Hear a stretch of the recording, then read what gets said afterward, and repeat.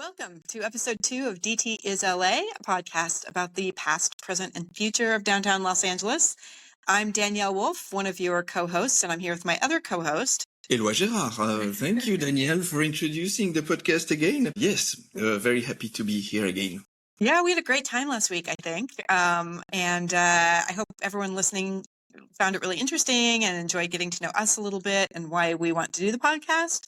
If you didn't hear the first episode, you can go back and listen to it. But we've got some cool stuff coming up, so we're excited about moving forward. Yes. What did you do these last few days? I was working a lot, so I didn't get out quite as much as normal. But I went back to. I'm a member of the Los Angeles Athletic Club, which we should talk about at some point because it's a fascinating place downtown. So I was working out. I went to brunch, did some stuff around town, and I think you were out and about too this week, right? Yes. So what happened is that this morning I finished my first workshop at the Groundlings. So I am now a graduated improviser. Should we say in English? Yeah. Improvisator. Yeah. I don't know. So I should be able to improvise. Okay. At least, it was the very first session, so very first workshop. This is the FYC season for your consideration, which if you are in the industry or live in LA, you probably see a lot of the ads and the FYC stuff, billboards and things, and they're trying to get us to nominate their shows for Emmy Awards. So they do these really nice screenings and panel discussions and receptions and things like that we get invited to. So it's kind of a nice perk. Yes, so we watched a panel presenting Three-Bodied Problem at Netflix. We like Netflix because the food is usually good. Okay, we do it for the food. Yeah, okay. No, it was a good discussion. It's always really interesting to go to those events. And that one is not that was not in downtown LA, but we were just talking earlier about how people don't think of DTLA as a place where the entertainment industry is centered, but there are a lot of people who live in this neighborhood who work in the industry. So we're not all in Santa Monica and West Hollywood. A lot of us are down here in downtown. I think we should create a little club of the TV Academy members who are in downtown. Many, there are many, I have no doubt. I'm sure, and we could organize some little private party between us, I know, we don't want to have to drive all the way there to see the events. They should bring them here. But so it's a good week. But great week.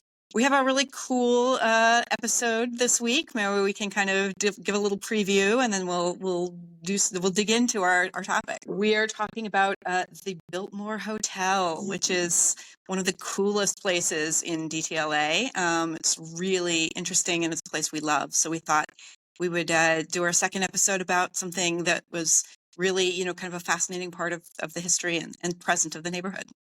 Yes, we will talk also about what are just a few upcoming events that will happen this week, like the Pride, because it's June, like the Art Night, which is happening once a month. And there is the Greek festival, because, of course, Danielle, you don't know it, but she's somehow Greek.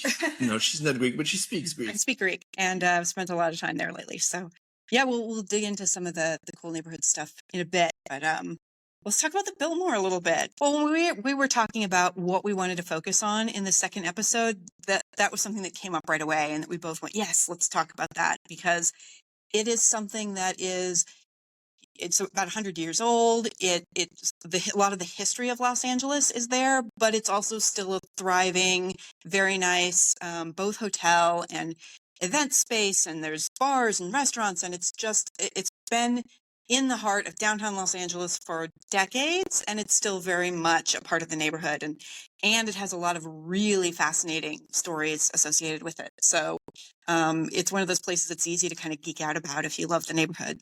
So we thought it would be fun to talk about. For me, I know the hotel from my very first stay in downtown. When I moved to LA during the pandemic, a lot of things was closed, and I think it was during Thanksgiving, the price in the hotel was very low, and so this is why I decided to stay actually in the hotel before actually taking an apartment in downtown. So I had the chance to stay for a few days and then to explore the hotel from the inside. And it was one of the elements that made my decision to live downtown and not in Santa Monica, for example. Yeah, it's got a personal history. Yes, so I'm quite connected to this place somehow. Cool. Let's talk a little about like the history. We won't go into a ton of detail because you can find a lot of info online, but just to give you an idea of what it means and what that it's been such an institution here for a long time. So how old it is? Opened in 1923. Is it old for me, European?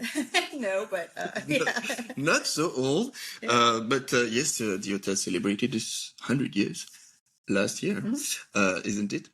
And the name Biltmore, I did some research. I was like, okay, why is it called Biltmore?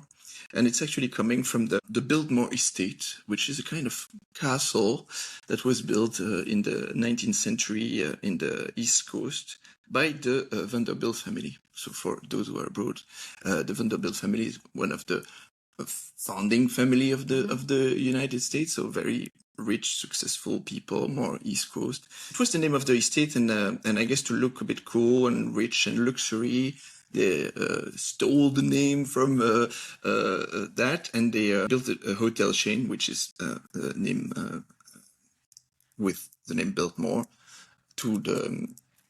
And the name is used in the various hotel at this time. So to imagine a chain of hotel in 1923 is again strange idea. To have several hotel in the United States, but it was the grand plan of the founder to have this kind of thing. It was the biggest hotel in the West Coast, I think by far. So the size of this building was probably very remarkable at this time in the 20s, and it changed physiognomy of Los Angeles probably forever at this time, being the largest hotel here and the largest hotel in the whole West Coast. Yeah, in fact, the world's largest nightclub was in the hotel's basement for a while, which is something I found online. So yes. Yeah, so it was a big deal, especially when you think about the fact that it was opened in the 20s during Prohibition.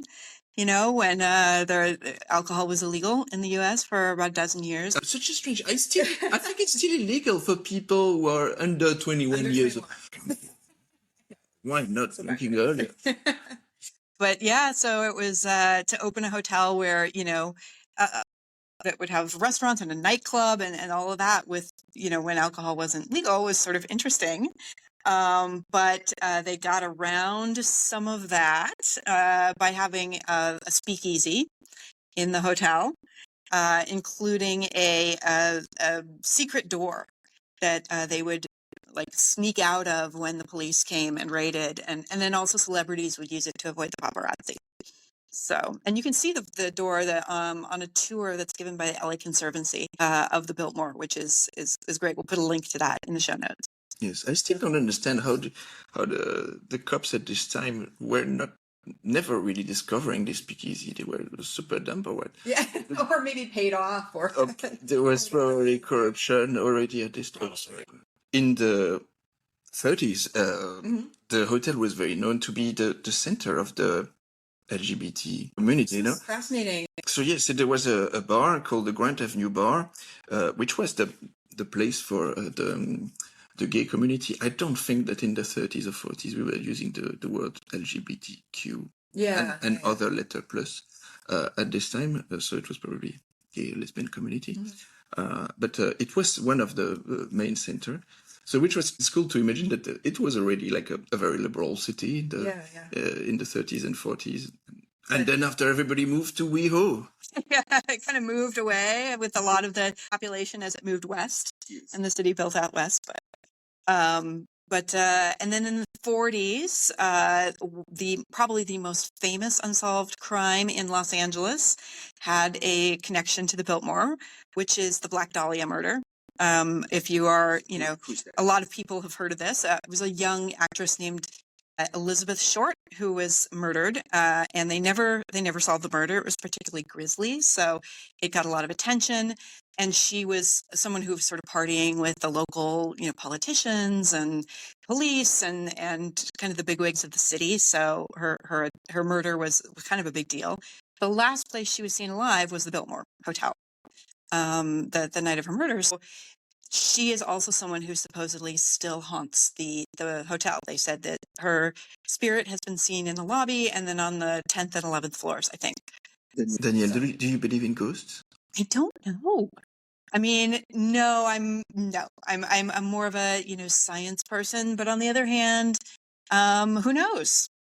Maybe there's something we don't yet understand. Do you know that Ghostbusters was actually shot? I heard that. Yeah, it was, right? It was actually, Yeah. many scenes of Ghostbusters were shot The original. at the Biltmore, the Okay. original, Yeah, yeah. That's Funny. awesome. Funny things about ghosts, yes. And the entertainment. We'll talk a bit more about the film industry and the TV industry, how it's connected to the hotel a little bit later. Yeah, there's a ton of stuff that's been shown. Yes, it's one of the most famous and of the most shot probably hotel in the world, and the most seen hotel in the world. But there's been a lot of famous deaths at the hotel and connected with it. Yeah. I mean, like anything that's been around for 100 years, there's going to be, things that have happened. But No, not everything is specific to this country. There's murders every week in my hometown in Belgium, But the next one that I was going to mention isn't a murder. It's just somebody who had a heart attack. It was a famous yogi from India. Can you please pronounce entirely the name of this yogi? Paramahasa Yogananda. I see you didn't prepare this episode. You just arrived. Prepare the pronunciation. But he had a heart attack in the middle of a dinner that was being given for the president of India, who was visiting. He was kind of a famous guy in the world of yoga and meditation, and he had a heart attack in the middle of the dinner. So I haven't heard though that his spirit still haunts the hotel. So that was the 50s, and then what happened in the 60s and 70s? The decline of downtown starts operating with the generalization of the car, of course, in Los Angeles, and urban sprawl increasing the size of the city. So the hotel was a victim, of course, of this lack of urban planning, as well as the entire downtown, and the whole area becomes decayed, we would say. In decay. Like a lot of urban centers. Like a lot of with, Yes, so the value of the hotel was almost decreased by a lot from the beginning of the heydays of the hotel, and was sold to various actors. But in the 80s, finally, someone bought this hotel. Yeah, it sold for $5 million, which that's pocket change. Like you can hardly buy a condo in downtown now for $5 million. I mean, so maybe we should have, we should go back in time, pull some money together and buy the hotel. What do you think? Yes, time travel. Yeah. I do that all the time. Oh, okay. So yes, we can do that. I do hotel renovations all the time. So yes, we are perfectly qualified to do that. Yeah. So, and now it's a lovely hotel again. It's very popular. It's really well renovated, and so luckily, there are a lot of other hotels that didn't have the same luck when the urban environment sort of took their toll. But the Biltmore has survived really well, and so that's exciting. And we're gonna talk now about really the architecture and how does it look like, this hotel, Yeah, so it's a gorgeous hotel. First of all, we'll put some photos up on our Instagram account if you haven't checked that out. It's DTLA podcast at Instagram. But the style of the hotel is Spanish Italian Renaissance revival with some Mediterranean revival and Beaux-Arts style. So it's kind of an homage to the Castilian heritage of Los Angeles, the Spanish inspired heritage, and so there's a lot of mosaics and murals, and it's just a beautiful building. Most specifically, there's these frescoed mural ceilings in the main galleria and in some of the ballrooms, and they were hand painted by an Italian artist named John Smeraldi, who also worked in the Vatican and the White House. And so they're just these beautiful artworks that are still, visible in the hotel. For Europeans, when I bring them, so I do sometimes visit of downtown, and I always go through the Biltmore. because it's free, so it's like a free visit, but also because it's one of the most emblematic building in downtown. For Europeans, when they enter there, they are like, "Oh, this is so fake." So this is usually what European, Yeah.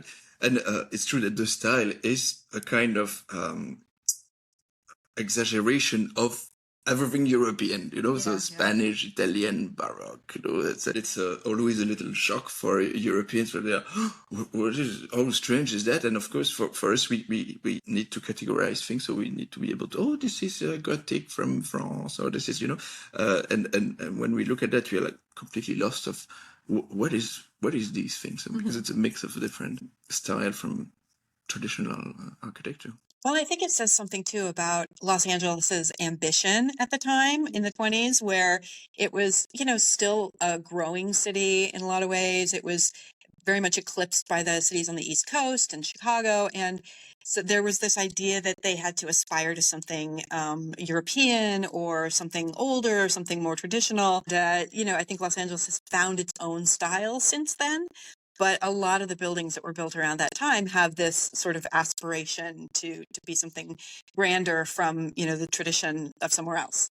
And this is certainly one of those. But now it's become its own thing, its own landmark here. One of the things that I think is really cool about the Biltmore is the Biltmore angel, which is a motif that's used throughout the architecture of the hotel. And so it's kind of a fun thing to go through the hotel and look for the little angels that are carved into the woodwork, that are for example, in the gallery bar, there are angels carved around the wooden bar. Why angels?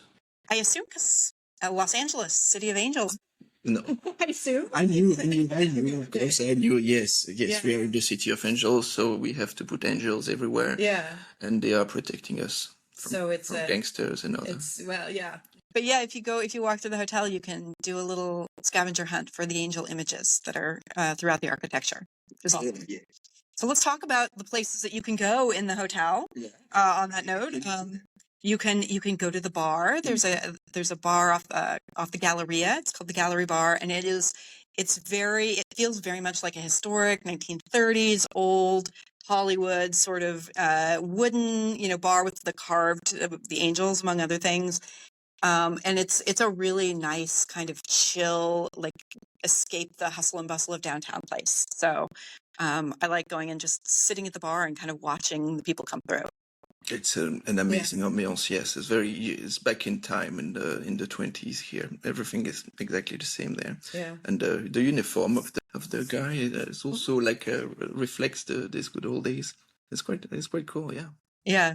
And what else? You were talking about a place that you love in the Biltmore. So when I bring people there, of course we go to the main galleria that you've seen in tons of movies, which is this kind of big corridor, hall, very square, heavily decorated, and with old pictures and wooden elements, very warm.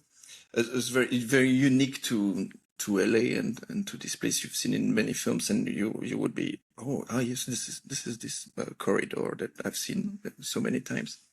And then you have in the main in the middle of this corridor you have a gigantic picture of the first one of the first Academy Oscar. How do we say the Oscar Academy, the Awards Academy, the Academy Awards being made there, and it's a very strange feeling. We'll talk more about the Academy Awards and why it's there, why it was there, but everybody on this picture. So it's quite a big picture. I would say like 5 meters out of 3. I let you translate, blah, blah. Big picture, okay, it's a big picture. And then so you have like 100 people or 200 people in this picture, and who are in the ballroom, and they are all looking at you as a photographer, as your point of view. And so you see this, it's like a large shot of the entire ballroom, and you see all the people looking at you. And you project yourself into this pastime and be like, such a strange idea that you have at some point during the ceremony, the photographer said, everyone, we stop everything, stop eating, stop doing everything you do. You look all at the camera because we're going to do a picture and all of this. But like Jack Warner or Disney or whoever, all these old dude from early Hollywood were looking at the camera and smile and to do this big picture, which is in the middle. And next to this big galleria, you have the corridor, a small corridor going to the bathroom. Yeah. And this corridor has also many photography where you will see a lot of stars, Clark Gable, Kennedy, I think, who is not the film star, Shirley but Temple, Shirley yeah. Temple, many people from the 30s, 40s, Cary Grant, who went to the Biltmore during the Oscar ceremony or for other things. And it's always a super cool thing to do is to go to the bathroom. And this corridor also leads to the swimming pool, which is not on the rooftop like many things here, but really just down in the basement at the last floor. And this very tiny swimming pool is absolutely beautiful. It's gorgeous, yeah. Yeah, just entirely decorated with mosaic, where you have really this feeling of a Mediterranean feeling, I would say. It's like a spa that you would see like in Turkey or in Italy, Greece, this kind of a very, very delicate. And unfortunately, you have to be a guest at the hotel to go and to look at the swimming pool. But if you do, I would absolutely advise you to go to the swimming pool, not to do laps because it's extremely small, but just to see how beautiful it is. It is beautiful. It's it looks almost like it's on a cruise ship from the 30s, from the kind of the grand era of cruising. And it's that kind of Art Nouveau sort of. But maybe it's worth getting a night at the hotel so you can check out the pool because it is beautiful. Yeah. So I love that you mentioned that all the cool photos are in the hallway to the bathroom. While you're at the Biltmore looking at the awesome art and the ceilings and the architecture, stop in the bathroom because on the way there, you'll see all these really great old Hollywood photos. So, but we can talk a little bit too about, one more place I want to mention, actually two more places. One is the Rendezvous Court, which was the old lobby and is now a cafe and restaurant, and they do afternoon tea there, and it's just gorgeous. And then the other one is the Presidential Suite, which has hosted actual presidents, 6 U.S. presidents, actually, and royalty and people like Bugsy Siegel and Al Capone during the gangster days slept in the same bed as U.S. presidents, presumably. But not in the same time. Not at the same time, right. We don't know. We don't know. Yeah, we don't know what happened. But it still has a recessed spot to hide liquor, which remained illegal in most of LA until 1933. So they apparently kind of overlooked that for the people who were staying in the presidential suite in the 30s. So president could drink alcohol, but okay. The police would probably overlook that.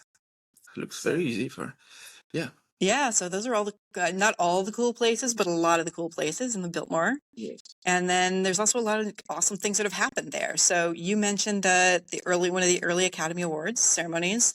The first one was actually at the Roosevelt Hotel in Hollywood, but several of the subsequent ones were there. But don't forget that the founding events of the Academy itself happened there. It's true. So even before the first Academy Awards ceremony, the Academy itself they founded it. It was just a bunch of people. It was not as big as it is now. It was just in the 20s, Hollywood was like 10 years, 15 years old. It was still, I know it was already a big industry, but I mean, it wasn't what it is now. Yeah. And so they found that Biltmore is the home of the Academy Awards, the Academy, which signed the agreement to do the Oscars. I forgot between two people there of the Academy. This is where they draw the first shape of the statuette of the Oscars itself. So this is where it was decided that so they took a napkin from the Biltmore and they draw the statuettes that we know now. Yeah. From there. But what else? What else has happened there? So we had the famous the Democratic Convention of 1960, which nominated John Kennedy, JFK. Ah, yes, this president, John Kennedy, to run as president and to be the. So how does it work? The convention nominate after the primaries. This is the convention that decide who will be the official candidates for the party. So I guess then after he was elected as president. Yeah. Yes, and it also tragically, but I don't think it's connected with the Biltmore, isn't it? No. that was Dallas. Yes. But The assassination Although of Kennedy his- has nothing to do with His the Biltmore. brother was assassinated in Los Angeles, but not at Biltmore. Okay. at the Ambassador, I think, which is not standing anymore on Wilshire Boulevard. But yeah, so that family had a lot of connections kind of to the area. And it continues to host stuff in the, more recent decades. In fact, later this year in August, it's going to host the Miss USA pageant. So that'll be exciting. So we are expecting Donald Trump to come, or I don't know. is he still involved in this type of I thing? don't know if he can do that from jail. Maybe he had to hand that off to help pay his legal bills. Or maybe he will ask for a specific authorization to a judge, Yeah, he can call in from prison, maybe. But anyway, what else has happened at the Yes, it was also the main headquarters for the Olympic Games in Los Angeles in '84, and so expecting that it will be again a big center for the Olympic Games that will happen in a few years or so now. Downtown will be one of the main center of the Olympic Games. We'll talk about that in another episode, but yes, and it was the case already in '84. So a lot of stuff has happened there. Maybe of interest to a lot of our listeners is some of the stuff that they can see that has happened in the Biltmore, which specifically is a shooting of film and TV. So in film, TV, videos, the Biltmore has just been used for all kinds of stuff because it can be something set in the 20s or 30s, or it can be set in New York or even Europe because it's got this, kind of historical look and something that doesn't look like Los Angeles if you're seeing it from the inside.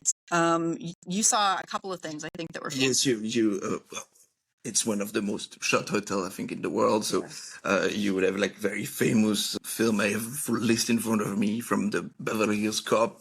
I see Chinatown. I see Ghostbusters. We talk about it. I see Oppenheimer that we watched together. Yeah. We watched together at the cinema, and then this is the Biltmore. This is just next to our place. But a lot of various film, a lot of television that everybody knows. Grey's Anatomy, Mad Men. I see West Wing, Murder, She Wrote. Yeah. There's always like, a cruise and trailers and stuff outside the Biltmore because they're filming. And still now being used. I found yesterday a cool music video by, what is her name? Taylor Swift. Something like I've that. never heard of her, but yes, she did an Literally. entire Up-and-coming indie music artist. video, in the main gallery that we described before. And of course, there is also Jisoo from Blackpink.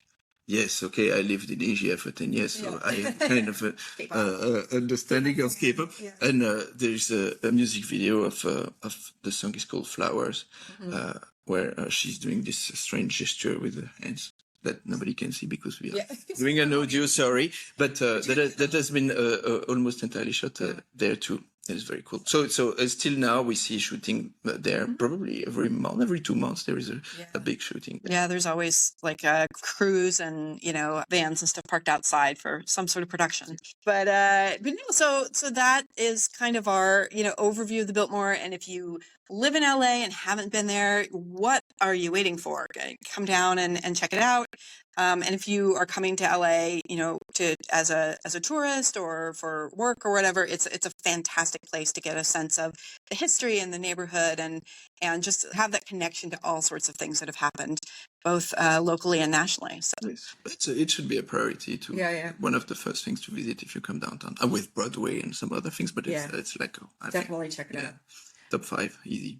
But so let's talk a little bit about some of the other things that are happening around the neighborhood in the next week or two. Yeah. Let's move into what's happening downtown in the next weeks. First thing is June, so it's Pride. So we have Pride, of course, in downtown too. It's not only in WeHo or in Hollywood. Yeah.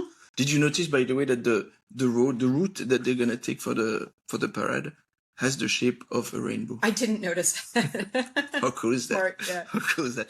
But no, yes. So we will have one of the biggest events will be on June 8th, and it will be Ricky Martin.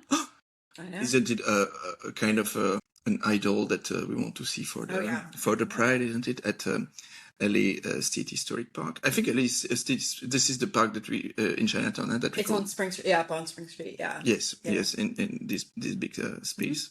And then we will have another big event on at Dodger Stadium on June 14. So this will be the two big things. Yeah. Aside, of course, you can go to WeHo also, my friend. Yes, sure. Yeah. But we will have a lot of funny things happening here.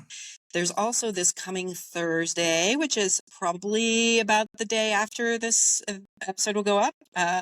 Thursday the 6th, it's DTLA Art Night. It's a monthly thing that happens on the first Thursday of the month, where all the art galleries are open from 6 to 9:30 in the evening. A lot of the restaurants have drink specials. There's vendors out on the street. It's just a great time to come down and walk around, stroll around, see the local art, and stop in and have a bite to eat and something to drink and get to know the neighborhoods. That's this Thursday. So if you're in the area, definitely check that out. And then also in the next couple of weeks, there's an event called Last Remaining Seats, this is really cool. It's the LA Conservancy, which is an organization that is about, conserving LA history and does a lot of really fun tours and neat things. They do an annual series of classic films and live entertainment, and they do those in the historic downtown movie theaters. So the old movie palaces on Broadway that used to be where all the movies premiered in the 30s and early days of Hollywood, they open those up and they show old movies and do some entertainment in those theaters to kind of help bring some attention back to them. So, and we like all kinds of films, but the other opportunity to see some great films downtown this week is the Greek Film Festival, which I'm going to be involved in. It's a lot of the screenings are happening at the Regal at LA Live, so just downtown. And then some events around the rest of the city too. But it's a fantastically well-run festival, and Greece has a really long history of cinema and cinematic tradition.